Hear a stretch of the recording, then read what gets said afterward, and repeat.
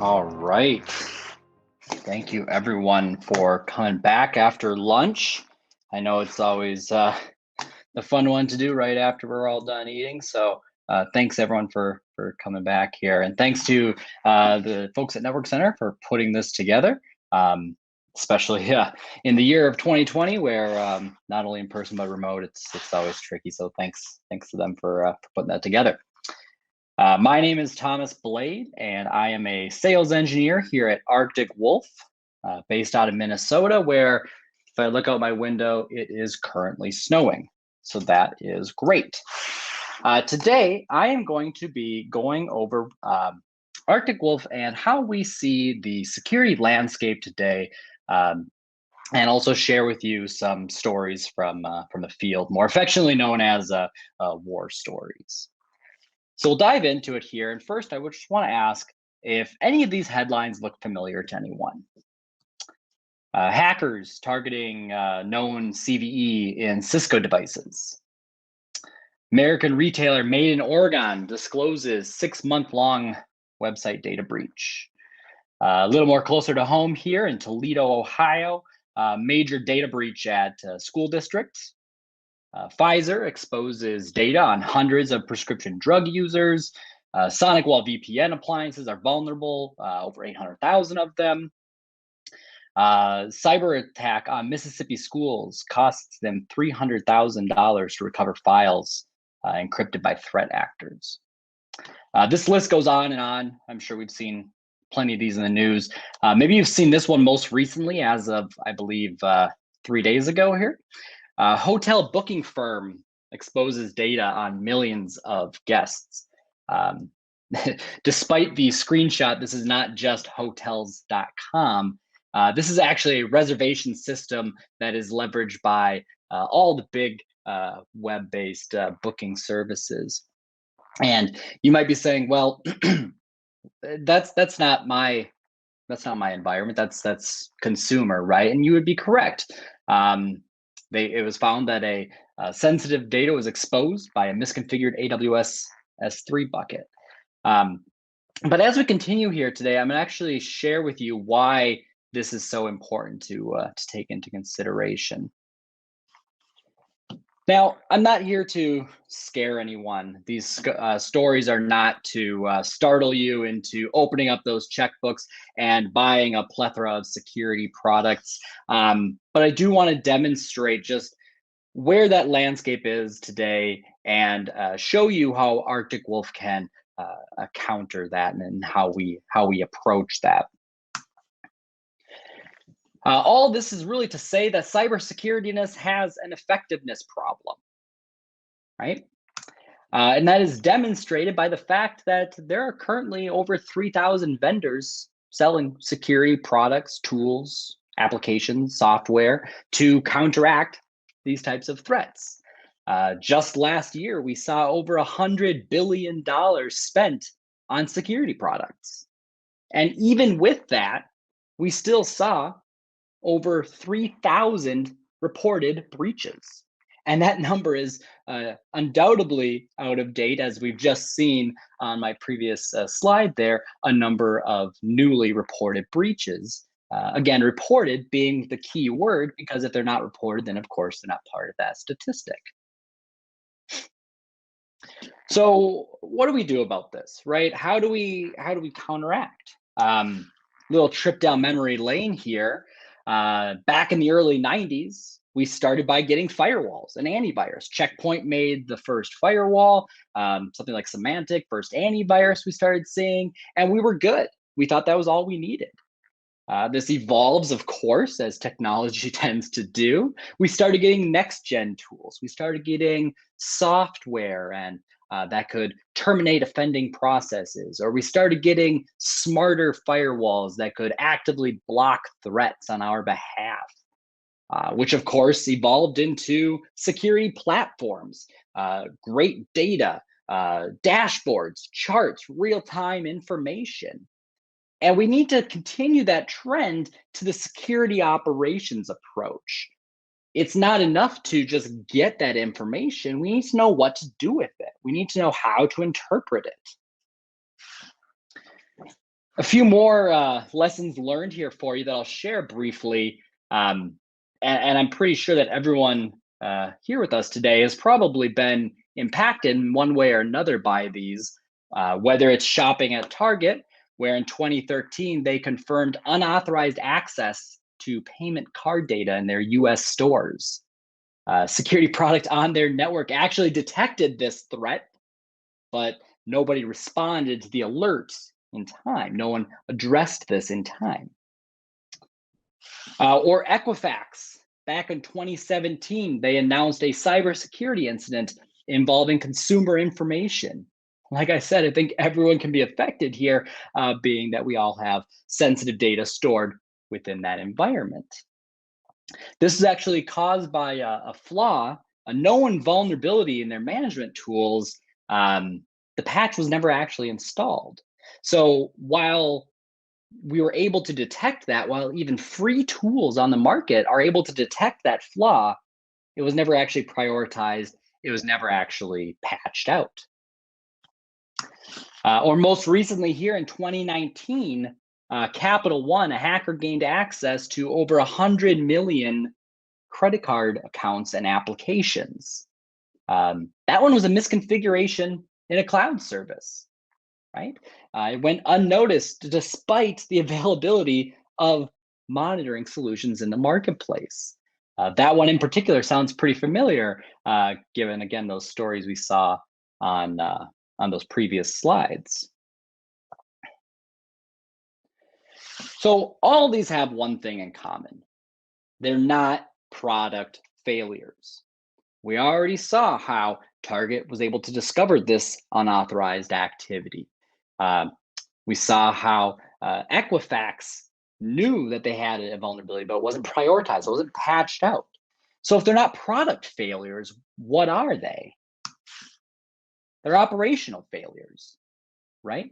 We had the data, we had the information, we just didn't know what to do with it. We didn't know how to process it, we didn't know how to validate it, and more importantly, we didn't know how to prioritize the remediation or mitigation strategies.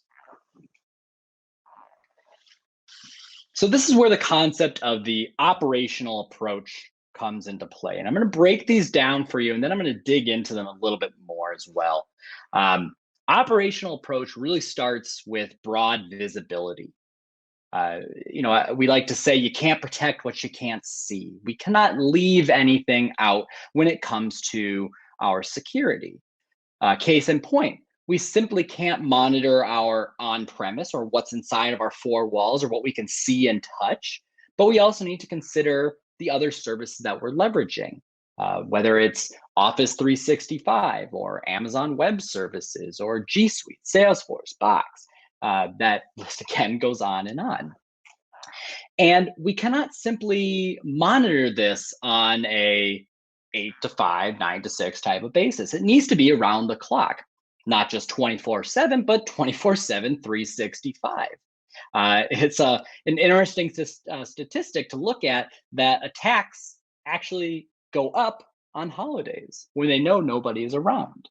So we can't, again, simply watch what's inside of our four walls or what we can see and touch, and we cannot do that on a 9 to 5 basis. It needs to be around the clock. The other tenet here is access to expertise. So not just being able to get this information, but again, we need to know what to do with it. We need to know how to decipher it sometimes. We need to know where to focus. We need to know if we're seeing one thing, how else can we validate this? Where else do we need to look in our environment to see, is this actually a threat? How broad is it? How deep does it go? All of that kind of dovetails into strategic guidance and continuous improvement. So not just blocking and tackling day in, day out, but how can we evolve our security? How can we learn from an incident we may have experienced? How can we better our security posture? You'll hear this time and time again, but security is not a destination. I just showed you on a previous slide, in fact, where we bought our firewalls, we bought our antivirus, we were great. Security is a journey. It's always evolving. As new threats are available, as new services or new products come out, we need to constantly ensure that we are secure.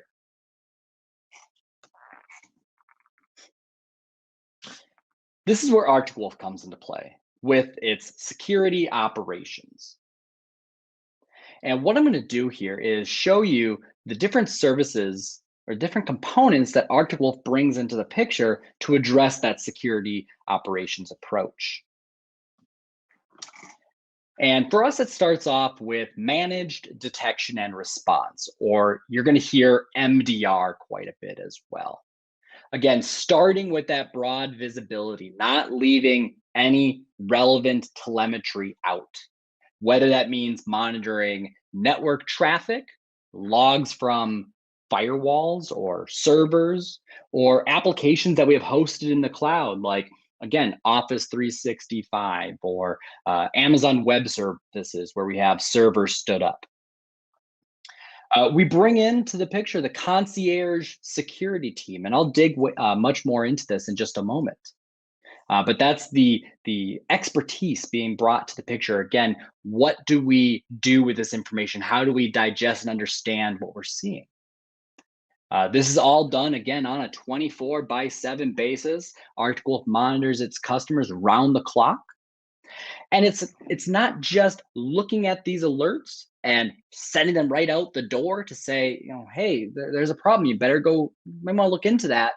But triaging these alerts in a way where we can confirm that they are, in fact, active threats.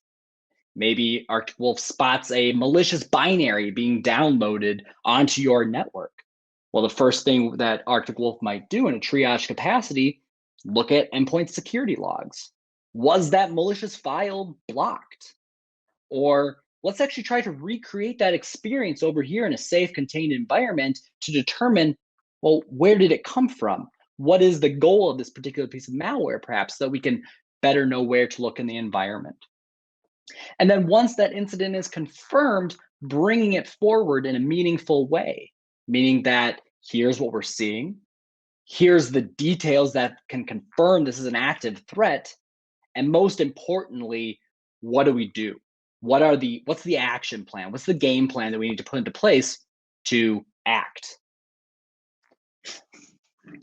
There's a statistic in the bottom right corner of the screen there that I particularly found very interesting when I started here at Arctic Wolf, and that is 70% of the organizations that Arctic Wolf brings on to its service, 70% of those organizations or those environments have some sort of latent or existing threat already in the environment.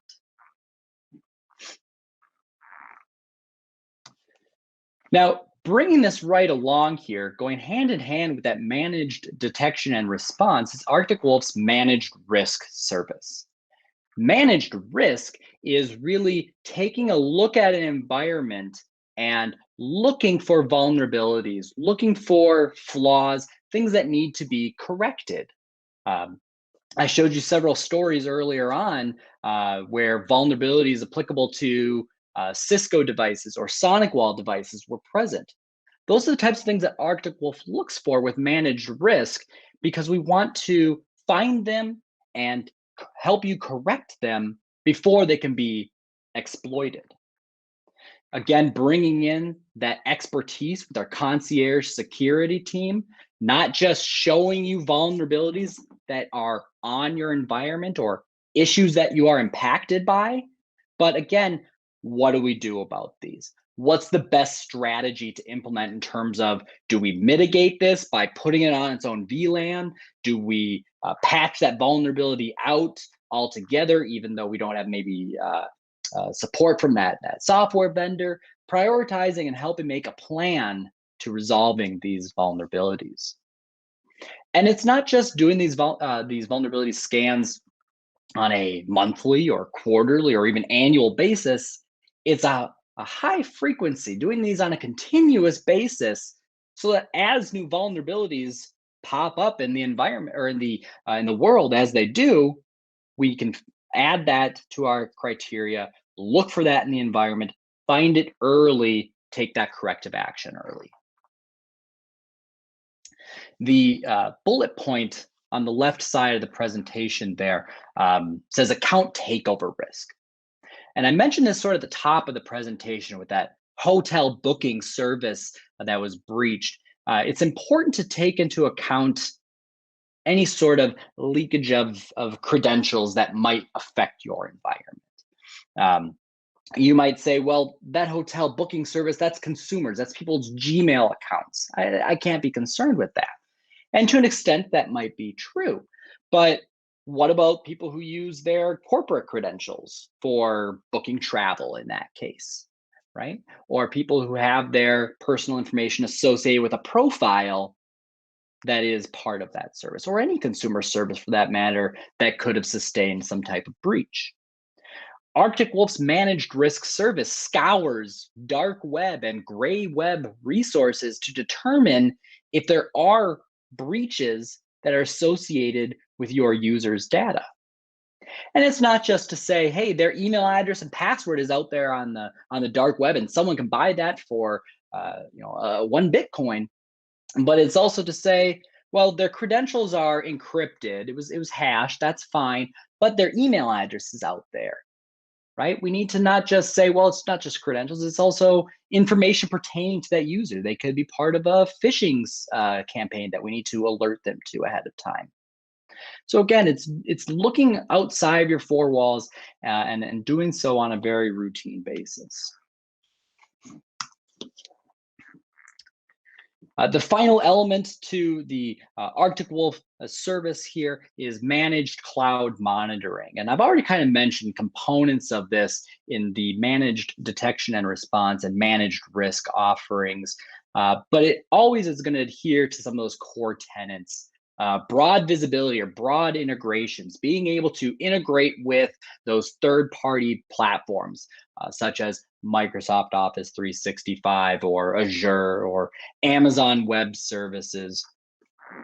Bringing in that concierge security team, again, that expertise who we know what to look for, we know what is suspicious in some of these platforms, and we have that cloud expertise, and we can bring it forward to you in a meaningful way. It could be something as benign or benign looking as a login from a new location. Maybe it's multiple failed login attempts into an Office 365 account, followed by a successful one, indicating some sort of brute force attack. Or maybe it's something like a change to a configuration. Maybe it's an Amazon storage bucket that was private one day and public the next. Again, might sound familiar from some of those previous incidents that we discovered earlier. The stat in the bottom right, another one that I found particularly interesting. This is a stat, by the way, from the Arctic Wolf Security Operations Center. Of the incidents that Arctic Wolf detects, 47% of them have a cloud component included. So then, again, that's why it's so important to take all of that environment into consideration, not just what's inside your four walls, but again, all those third-party or additional services that are being leveraged.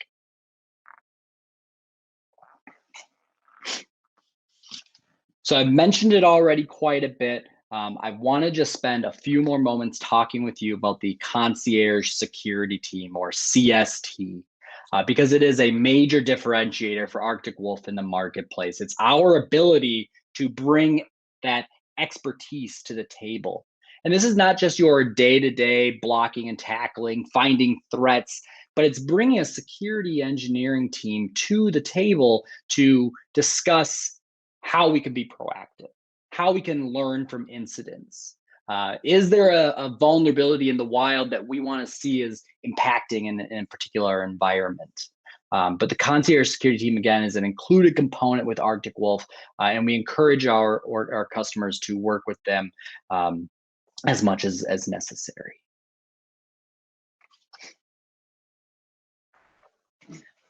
So I promised earlier that I was going to share with you some war stories or stories from the field, and I'll get to that in a moment. Before I do, I'm going to share just a few statistics with you. And again, these come from the Arctic Wolf Security Operations Center teams. The first one on the far left there is a really important number to consider, and it's dwell time. And dwell time is effectively how long it takes to discover a breach or unauthorized activity in your environment or any type of intrusion, whether it be a ransomware infection or a remote access from outside into a system. The industry average is 206 days to discover these types of activities. Arctic Wolf brings this down dramatically to 30 minutes or less. The next item on here, I think everyone's probably experienced in one way or another, is a phishing activity. How many of us have gotten that email that says, download this PDF, enable macros so you can get that invoice that you didn't know you were expecting? Of the organizations that Arctic Wolf monitors, even those that have email security solutions in place, 18% of those customers still experience phishing activity that those tools don't catch, that Arctic Wolf is catching in the end. Same thing goes for advanced threats, ransomware infections, command and control type of traffic, remote intrusions. We all have tools that protect us from these. We have, again, firewalls, we have advanced endpoint security solutions. But even with those in place, Arctic Wolf still discovers that over 43% of its organizations it monitors continue to have these types of attacks that, again, Arctic Wolf is catching. Account takeover, or that account takeover risk, the idea that a user's credentials or information is part of a third party or consumer breach somewhere. 70% of the organizations that Arctic Wolf works with, 70% of those customers have some form of user PII data on the dark web. The more startling statistic that I found was 5.5% of those have some type of plain text password exposed online. So again, not just that email address or that name or phone number, but plain text passwords. So bringing that to the forefront, letting users know that, or letting organizations know that that threat is out there. The final stat that I'll share with you to sort of bookend here is in terms of unpatched vulnerabilities. And Arctic Wolf aims to reduce the time to not only discover vulnerabilities in environment, but also to mitigate or remediate those vulnerabilities, and doing so with a 35% reduction in time.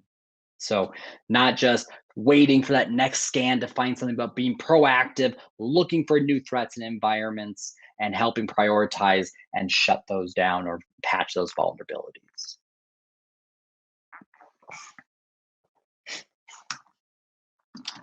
So as promised, I'm going to share with you several stories from the field. Again, I affectionately refer to them internally here as war stories. I think they're a lot of fun. Some of you might be familiar with some of these. Maybe you've experienced something very similar. Afterwards, I'd love to hear if any of these incidents rang true with anyone. But I'll sort of break down the attack chain for you and show you where Arctic Wolf sort of slots in and finds these threats. The first one we're going to talk about is crypto mining. This was all the rage several years ago, and it still is today. I think people have gotten a little bit more clever where they've discovered, well, we need very specific hardware, or we need a lot of hardware to do crypto mining, right? We need botnets. We need to take over those smart thermostats and get them to compute hashes for us, or we need to use corporate equipment to do so. So in this situation, an IT staff member at an organization that Arctic Wolf was monitoring was using a production server to mine Bitcoin. Arctic Wolf notices this type of traffic, right? We notice that that host is communicating to a known crypto mining server out on the internet, presumably something to send computed hashes to or get its workload or work orders from. So upon detecting that traffic, Arctic Wolf escalates that to the customer, letting them know that there is an internal resource being used maliciously. And believe it or not, the traffic stops. That's great. They must have got in there, found the offending service, terminated it, reimaged the server. Life goes on. But then about a week or two later, Arctic Wolf discovers that traffic starts back up again. New host this time, new computer, but the same endpoint out on the internet. The same type of communication is reoccurring here. Now, Arctic Wolf takes repeat issues like this very seriously because it means that there's a larger issue behind this, that there is potentially unauthorized access to a system or an insider threat that we need to dig into. So when this happens, we follow a slightly different procedure in terms of escalation. We don't tell the same person again. We tell all contacts at that organization that we work with. We go to leadership. We follow a very specific escalation path, letting them know not only is this issue present in the environment, but it's a reoccurring issue. It's happening again. Long story short, turns out that, again, it was a systems administrator at this organization that was using internal resources to mine Bitcoin. The customer ended up terminating the offending employee in that case.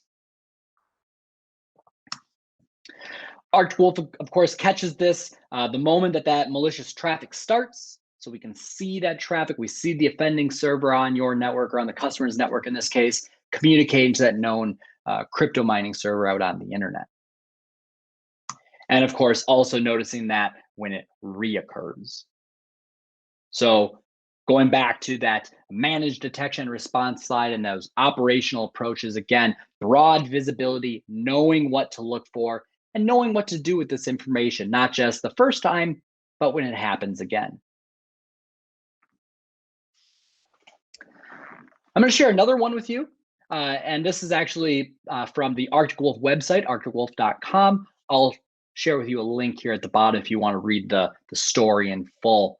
But it's called Arctic Wolf Saves the Day in the Middle of the Night.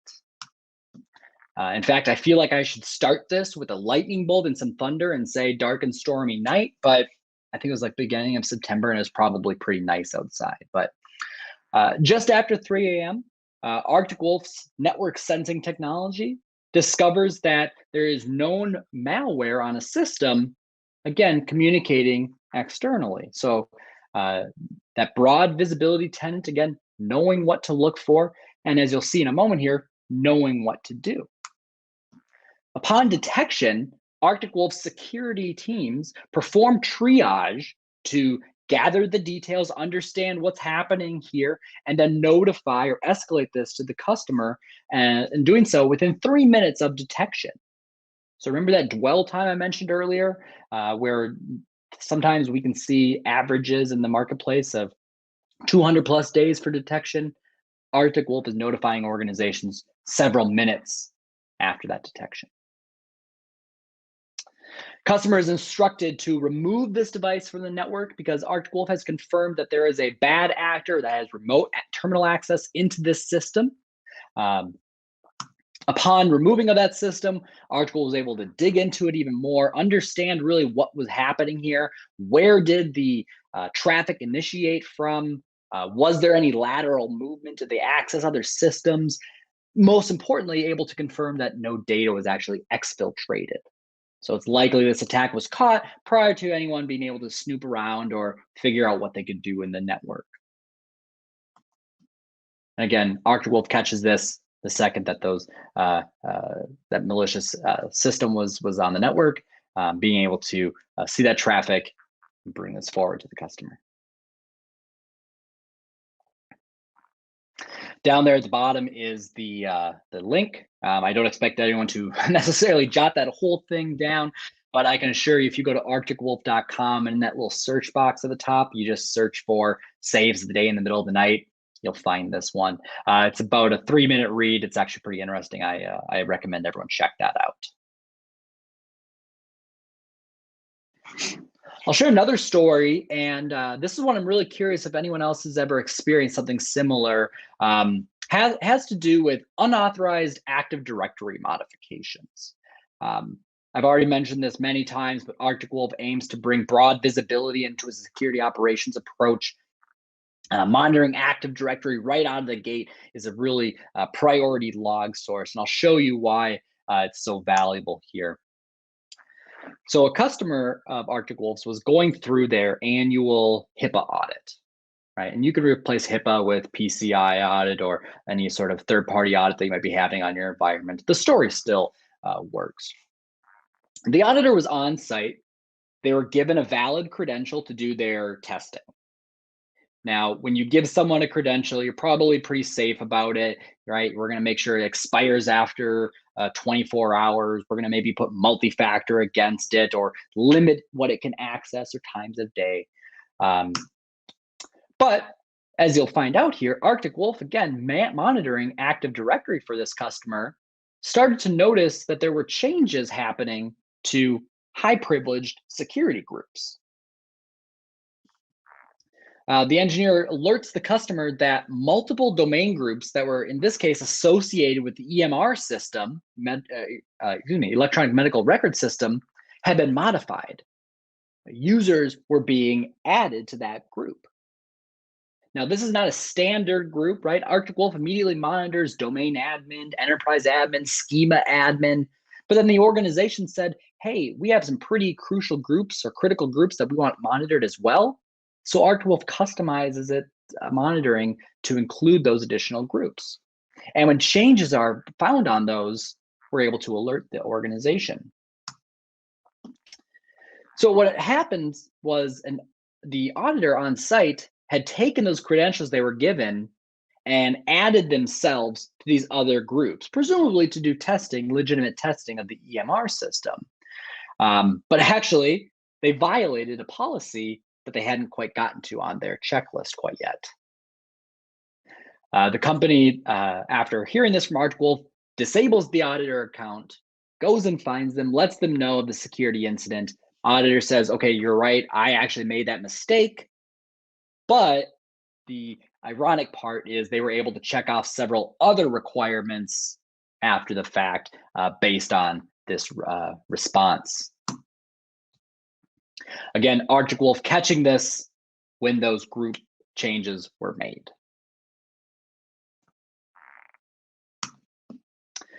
The last story that I'm going to share with you today is one that I found really interesting. I actually had the benefit of sitting next to the Arctic Wolf triage engineers one day in our security operations center and observed this incident almost firsthand. Risky asset found on retirement home network. So during the monitoring here, it was found that a new device was found on the network connecting to these known gaming services out on the internet. So probably Minecraft, Steam, Epic, right? Well, probably a pretty big list there. I highlight the word new there, and I'll explain why in a moment. When deeper investigation was done here, found that this system was also communicating to these known malicious sites. So the Arctic Wolf triage engineer recreated this in a secure environment, reviewed the sites, and found that they were actually hosting malware that was masking itself as these game enhancements, little cheat bot software, right, that you might use to take advantage in a game. I highlighted the word new because doing a deeper dive here, it was found that this doesn't exist. This didn't exist yesterday. This is not a company-owned asset. We've never seen this before. So Arctic Wolf escalates this to the customer's IT staff, letting them know there's a new device on your network. This is the profile of that device, and here's the risk, right? It's communicating with this known malware site out on the internet. So the customer digs into this on their end, comes back. They were able to say, well, it's this IP address you gave us, so we're able to figure out what access point it's connecting to, and we shut it down, did a little more digging, and they reported to us that the system actually belonged to a child who was visiting a family member. So the kid presumably brought their laptop to visit grandma to play some video games while they were there. So they shut that machine down, disconnected, and everything was taken care of. But I mentioned at the top of the session, the operational approach calls for being able to learn from incidents, being able to continuously improve. So when the Arctic Wolf concierge engineer was doing their review of past tickets, this actually got flagged for deeper review with the customer in their quarterly meeting. Ask the customer very plainly, why can a kid in this case, or anyone for that matter, bring a personal device onto your corporate network? Customer learned from that, was able to implement guest Wi-Fi, segmented network segments, and mitigate this so it can't actually happen again in this way. Again, Arctic Wolf catches this device when it's brought online and communicating to those known malware sites out on the internet. So that's everything I want to run through everyone with today. I really appreciate everyone's time. What I want to do now is open it up for questions, and just to stimulate a little conversation here, Arctic Wolf is offering the first 5 questions a $25 gift card. I think it's for Amazon this time. So we'll work with the Network Center folks to make sure we get your name and reach out to you with that. But for now, I'm going to go ahead and toss it over to our moderator here just to see if we have any questions out there. Yeah, there's a question out here. It's actually, this all sounds great, but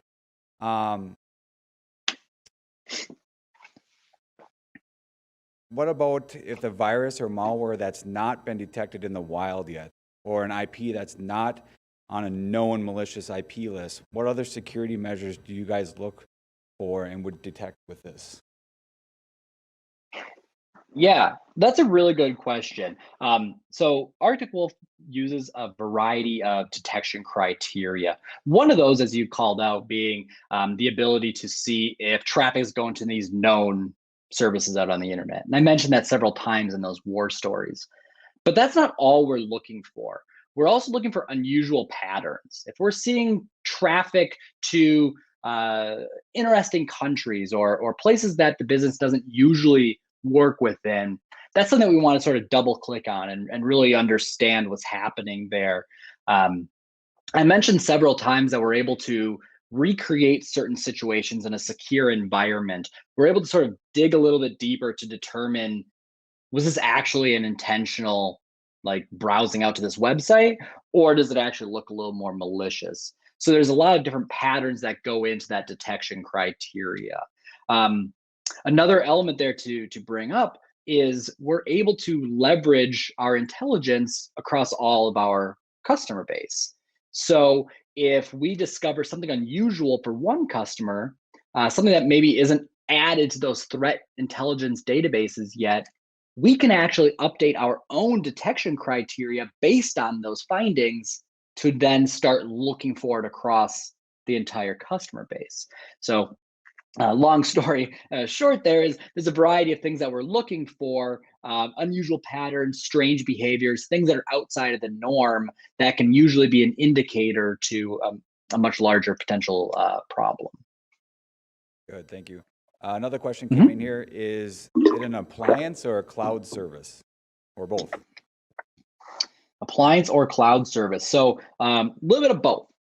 So while the Arctic Wolf platform, the service that is chomping through hundreds of billions of logs per day, by the way, that is a cloud service. It is of Arctic Wolf's own design and own making.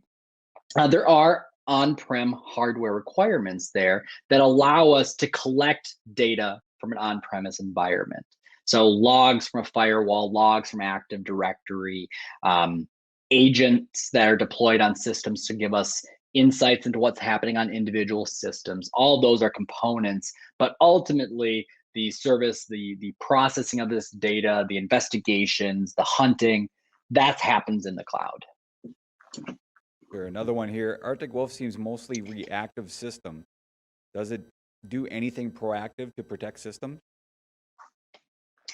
Yeah, great question. So, the reactive versus proactive conversation.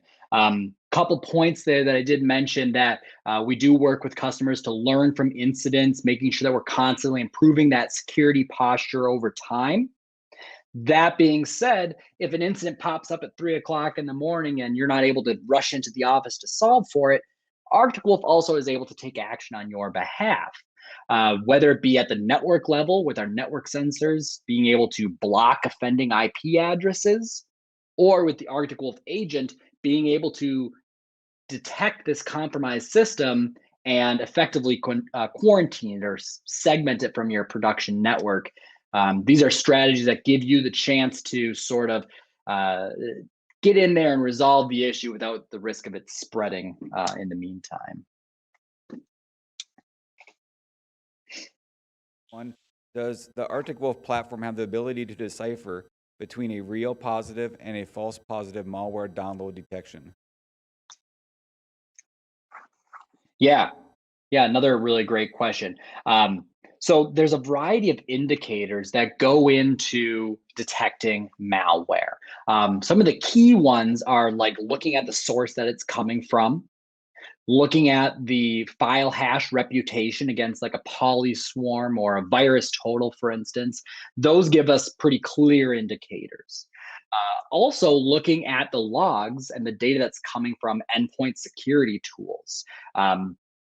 Things if Carbon Black or Cylance, for instance, was able to say to Arctic Wolf, hey, we've discovered a ransomware attack, we've discovered a malware piece of malware software on the system, we can leverage that insight as well. Going a little bit deeper, when you start talking about discovering what is a false positive, a true negative, Arctic Wolf also looks at things like the length of the file name or the extension of the file name. When we want to get to that high degree of certainty, this is where we're going to take that piece of malware, go over to that secure environment again, and execute it. Let's open it up. Let's see what system resources it's trying to access. Let's probe a little bit deeper to say, is this actually malware, or is this legitimate and just maybe poorly coded or poorly implemented? Sure, thank you for that. There's no other questions. You've done a great job answering them all. So, well, thank you for those questions, everyone. I sure do appreciate it. And I think we'll get those names after the fact and reach out with some gift cards there. But thank you, everyone, for your time today. Sure do appreciate it. Thanks again to the Network Center folks for putting this all together. And if you're in Minnesota, I hope you all bundle up because the snow's still coming down.